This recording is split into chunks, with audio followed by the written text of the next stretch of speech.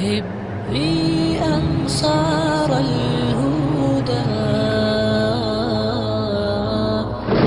عبي ركب الفدا. ہجرت پاکستان کی کہانی والد ماجد رحمہ اللہ کی زبانی. حضرت مفتی اعظم پاکستان فرماتے ہیں کہ پاکستان وجود میں آیا تو اس کی محبت اور اس میں پیش آنے والی دینی اور علمی ضرورتوں کے تصور نے ترک وطن کے جذبات دل میں پیدا کرنے شروع کر دیے. دیوبند میں جو میرے لیے صرف وطن جسمانی نہیں بلکہ مدینہ طیبہ سے لائے ہوئے علوم کے ایک مرکز کی حیثیت سے وطن ایمانی بھی تھا، عمر عزیز کے 53 سال اسی کی سرزمین میں گزرے، اسی میں بال سفید ہوئے. کبھی ایک مہینے سے زائد اس سے غیر حاضر نہ رہا. صرف 1346 ہجری کے پہلے حج میں 2.5 ماہ دیوبند سے باہر رہنے کی نوبت آئی تھی، اور وہ بھی میرے لیے انتہائی مجاہدہ تھا. اس کی فطری محبت کا یہ عالم کہ جب کبھی وطن سے سفر ہوتا تو مڑ مڑ کر دیکھتا جاتا تھا. تلفت نحو الحی حتی وجدتنی وجعت من الاصغاء لیتا مقطعا. میں نے وطن کی طرف مڑ مڑ کر اتنا دیکھا کہ میری گردن کی رگیں دکھنے لگیں.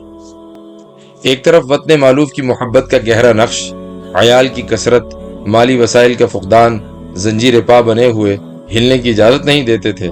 دوسری طرف یہ نیا ملک پاکستان جو مدتوں کی تمنا اور ہزاروں کوششوں اور محنتوں کے بعد وجود میں آیا، اس کی طرف جانے اور وہاں اس ملک کو صحیح معنی میں اسلامی ملک بنانے کے لیے جدوجہد کا جذبہ ترک وطن پر مجبور کر رہا تھا.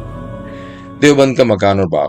ایک اور عجوبہ قدرت یہ تھا کہ میں نے اپنی عمر کا بہترین حصہ اپنے جدی مکان کے ایک چھوٹے سے کمرے میں 5 بچوں کے ساتھ نہایت تنگی سے گزارا تھا.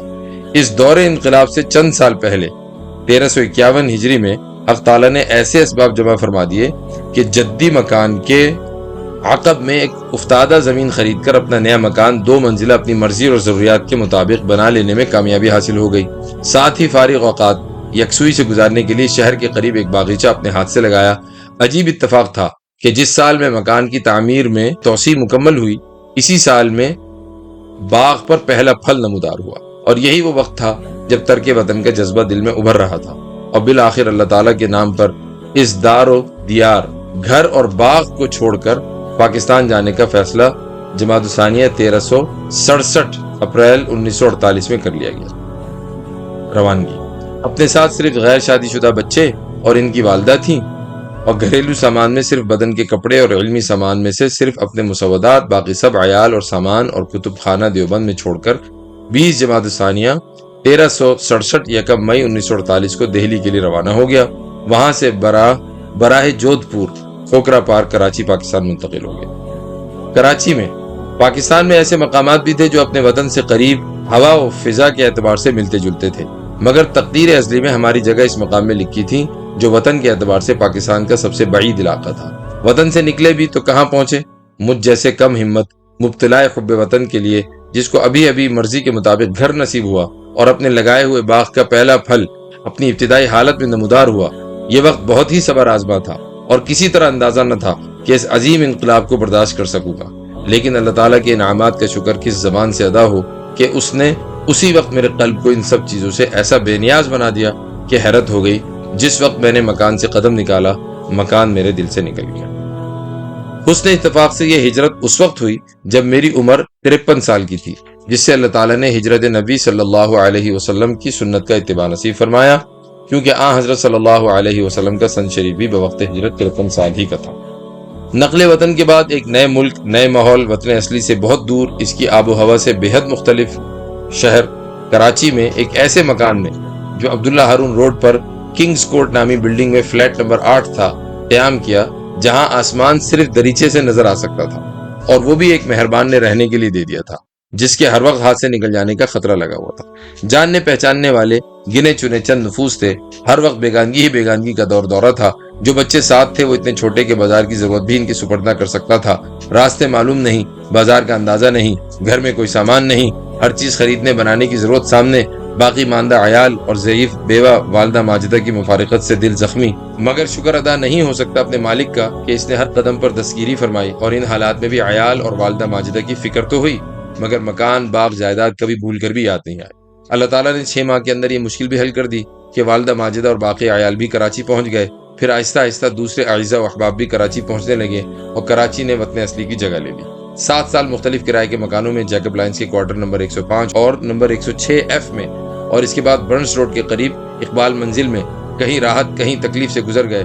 پھر اللہ تعالیٰ نے ایک وسیع جگہ لسبیلا ہاؤس پر مکان بنانے کے لیے عطا فرما دی اور وطن کے چھوڑے ہوئے مکان سے اور اپنے ارادہ اور خیال سے کہیں بہتر اور وسیع مکان بن گیا۔ وَمَن يُهَاجِرْ فِي سَبِيلِ اللَّهِ يَجِدْ فِي الْأَرْضِ مُرَاغَمًا كَثِيرًا وَسَعًا، اور مہاجرین کے لیے قرآنی وعدہ ایک زندہ حقیقت بن کر سامنے آ گیا۔ اور دوسری جگہ ارشاد ہے لَنُبَوِّئَنَّهُمْ فِي الدُّنْيَا حَسَنَةً، اور حضرت والد صاحب نے طویل غور و خوض کے بعد مرتب فرمایا تھا۔ اور مہاجرین کے لیے قرآنی وعدہ ایک زندہ حقیقت بن کر سامنے آ گیا، اور دوسری جگہ ارشاد ہے لَنُبَوِّئَنَّهُمْ فِي الدُّنْيَا حَسَنَةً، ہم مہاجرین کو دنیا میں بھی اچھا ٹھکانہ دیں گے۔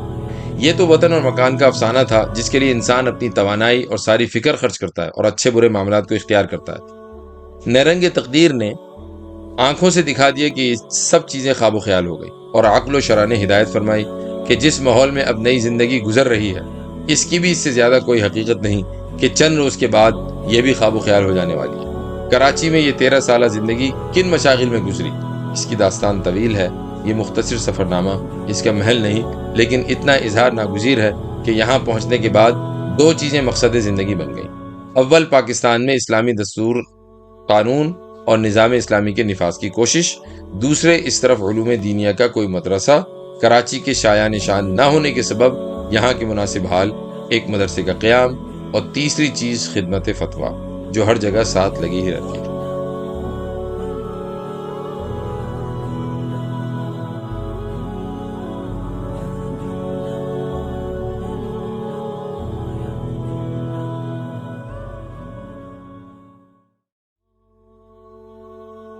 الحمدللہ، اللہ تعالیٰ نے مجھ ناکارہ سے دارالعلوم المدنیہ کی خدمت کا کام لیا، اس پر اللہ تعالیٰ کا لاکھ لاکھ شکر۔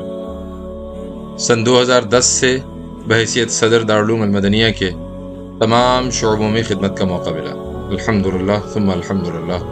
اس تمام عرصے میں میری نیت یہی رہی کہ اخلاص کے ساتھ جس نہج پر حضرت رحمہ اللہ دارالعلوم کی ذمہ داری بندے کو سونپ کر گئے تھے، میں اور میرے ساتھی اسی نہج پر تا حیات دارالعلوم کو چلانے کی کوشش کرتے رہیں گے۔ کمیونٹی کے تمام افراد کے بے حد تعاون پر میں ان کا دل سے شکریہ ادا کرتا ہوں اور ان کے لیے زندگی بھر دعا کرتا رہوں گا انشاءاللہ۔ تقدیر ازلی نے بظاہر کچھ اور ہی فیصلہ کیا۔ دارالعلوم کے موجودہ حالات اور حضرت رحمہ اللہ کی وفات اور اس کے بعد کے پیش آنے والے واقعات کی وجہ سے دارالعلوم میں کام کرنا بہت مشکل ہوتا چلا گیا۔ اس لیے 25 جولائی 2023 مطابق 7 محرم 1445 کو دارالعلوم سے بادل نخواستہ استعفیٰ دے کر رسول اللہ صلی اللہ علیہ وسلم اور اسلاف کی سنت پر عمل کرتے ہوئے اپنے اہل و عیال سمیت بفلو سے فورٹ وین انڈیانا ہجرت کر رہا ہوں۔ اللہ تعالیٰ سے دعا ہے اللہ تعالیٰ اس ہجرت کو قبول فرمائے، اس سفر کو آسان بنائے۔ اس دوران کمیونٹی ممبرز یا کارکنان دارالعلوم کی خدمت میں کوئی کمی بیشی ہوئی ہو تو للہ معاف فرما دیں۔ اگر میری طرف کسی کے پیسے نکلتے ہوں تو مجھ سے رابطہ کر لیں، ورنہ معاف فرما دیں۔ اللہ تعالیٰ دارالعلوم کی اور اس کمیونٹی کی تمام شروع سے حفاظت فرمائے۔ فقط فیصل انصاری۔ السلام علیکم ورحمۃ اللہ وبرکاتہ۔